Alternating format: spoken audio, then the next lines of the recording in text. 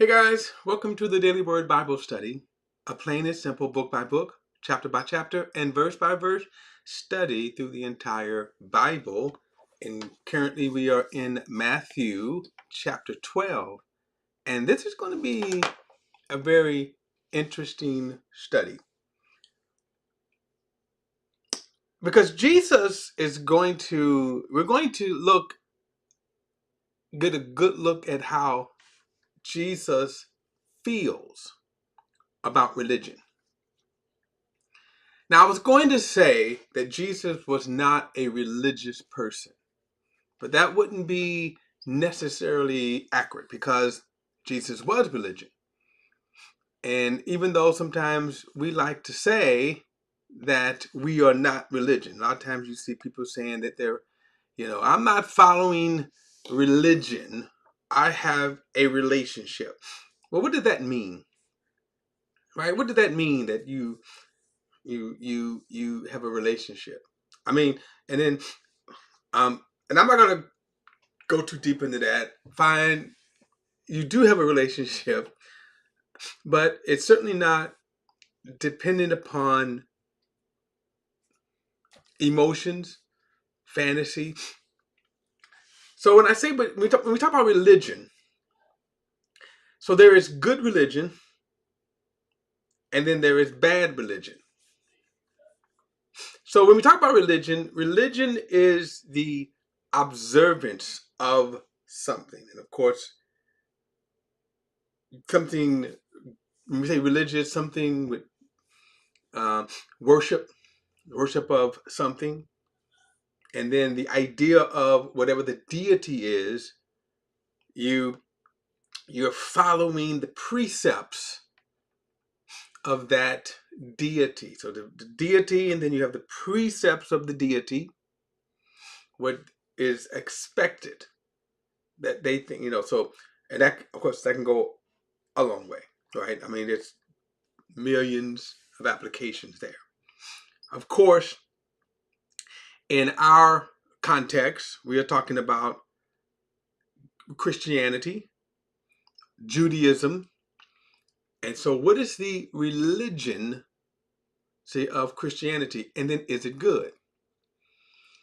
Now, James said that a pure religion, let me pull up my screen here, because I want you to have this thought here. I want you to have this thought, and I think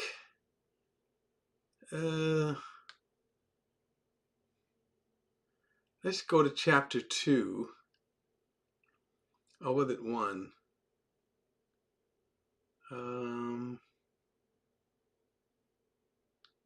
I should have. Here we go. Here it is. So, look at verse 26. He says, if anyone thinks he is religious without controlling his tongue, this is James chapter 1, verse 26, then his religion is useless and he deceives himself. Pure and undefiled religion before our God and Father is this: to look after orphans, widows in their distress, and to keep oneself unstained by the world. Now, of course, that wouldn't be the only thing, but the point about this is how people focus. And notice what James is saying. No, people will focus on commands, precepts. Okay? And the longer the list, it doesn't matter. But they don't focus on what God tells them to focus on. So when he says here, pure religion and undefiled before God and our Father is this. So now, a religion, remember, is an observance. So pure and undefiled religion before our God and our Father is this: to look at the orphan and widows in their distress and to keep oneself unstained by the world.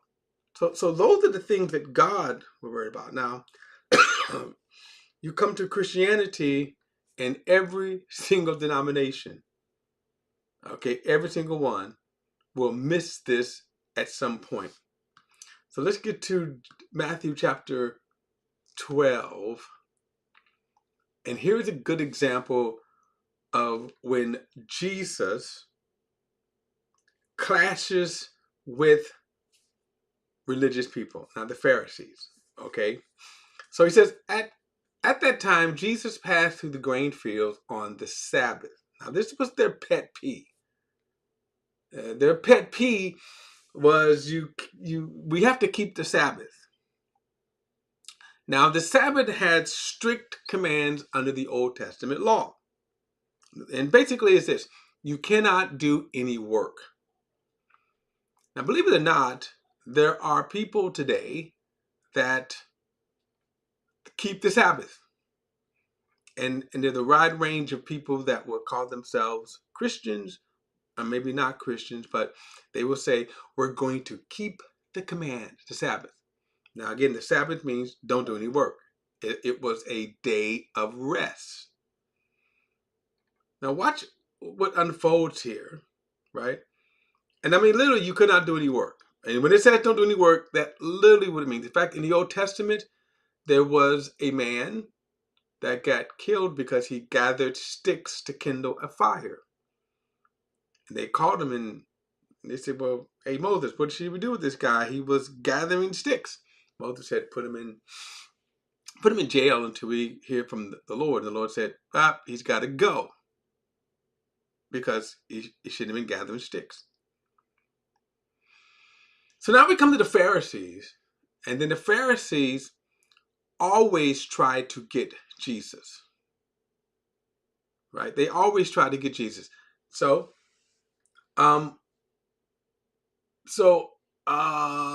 at that time, Jesus passed through the grain fields on the Sabbath. His disciples were hungry and began to pick and eat some heads of grain. Now, actually, the heads of grain is not, when they're talking, well, they said here, I think your King James says corn, but this is the meaning. Oh, excuse me, this is the meaning. It is actually grain. A little bitty, you could almost say seeds, but they were grain. He said, but when the Pharisees saw it, they said to him, look, your disciples are doing what is not lawful to do on the Sabbath. So here was the paradox. Were they working on the Sabbath?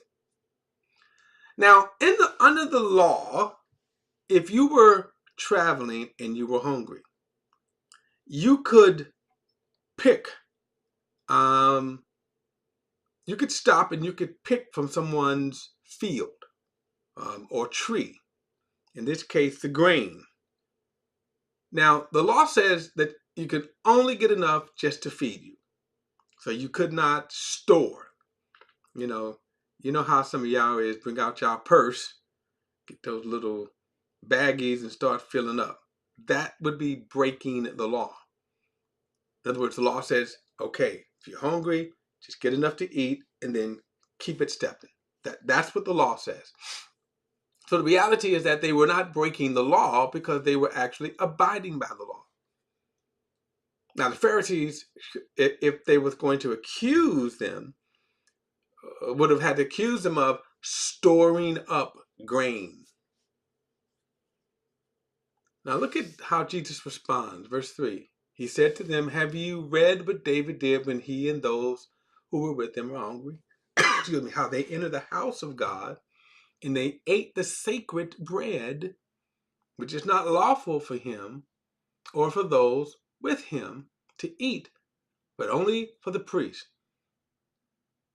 Then he says, or haven't you read in the law that on the Sabbath days the priests in the temple violate the Sabbath and are innocent? But I tell you, something greater than the temple is here, meaning himself.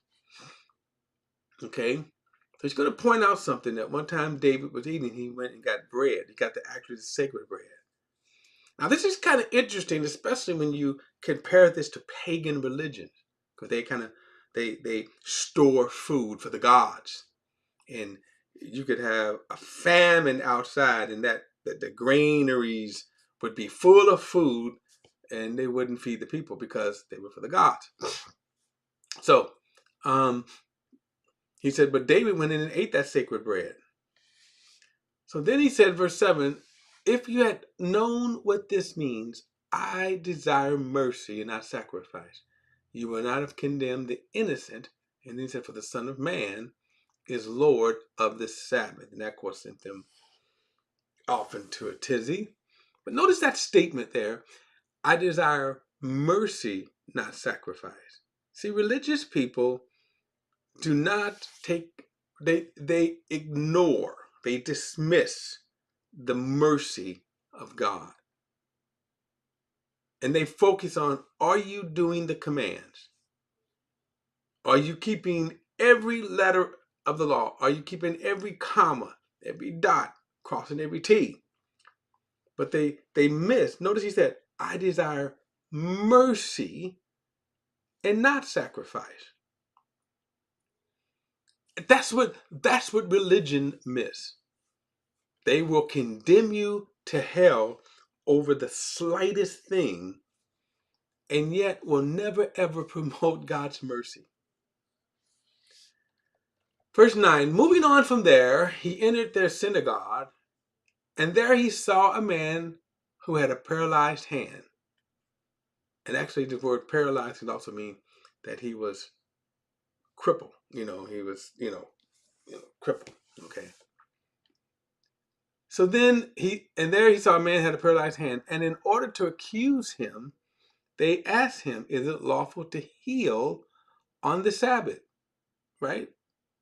So what is, but again, go back to understanding this, how asinine this question is. The Sabbath is a day of rest. Now they're asking, well, can you heal? So again, look at the religious side. They would rather the man suffer, hurt, right? Be in displeasure in order to keep the Sabbath. And they think God thinks that way. See, that's religion. They actually think God would much rather this man suffer until after the Sabbath. Because they think that the commands, all God is interested in, all God is interested in is that you keep this commandment. But now watch the hypocrisy. Verse 11, but he said to them, what man among you, if he had a sheep that fell into a pit on the Sabbath, wouldn't he take hold of it and lift it out? A man is worth far more than a sheep. So it is lawful to do what is good on the Sabbath. Notice that, to do what is good. You go back to Genesis chapter 1 and you look at everything when God created it, he said it was good. And then, guess what? He rested on that seventh day. But religious people will say, well, you know what? Even if it means you're suffering, God would much rather you what? Rest. Well, how can you rest if you're tormented by illness, by affliction? See, that's and notice what he says right here. Wouldn't you get your sheep out? And by the way, Jesus is saying that would be good, because God would not want the sheep to be wallowing, flailing in the ditch just because it's Sabbath, and don't get them out because it's Sabbath. And even though it would require work, you would have to do work to get the sheep out, throw the ropes down and then pull them out. That is work. But notice he said, it is lawful to do what is good. It would be good to bring the suffering sheep out. And then he says, and how much more man? Now I like this statement because again, John 3:16 tells us that for God so loved the world that he gave his only begotten son. And one of the definitions I like to use with that is that God valued us. See, he valued us so that he gave the very best that he could give, which is his son. God could not give a better gift than Jesus. So notice what he says here. A man is worth far more than sheep. How do we know that? Because God gave the very best gift he could in order to redeem man, his son. Verse 13, so he told the man, stretch out your hand. So he stretched it out, and it was restored.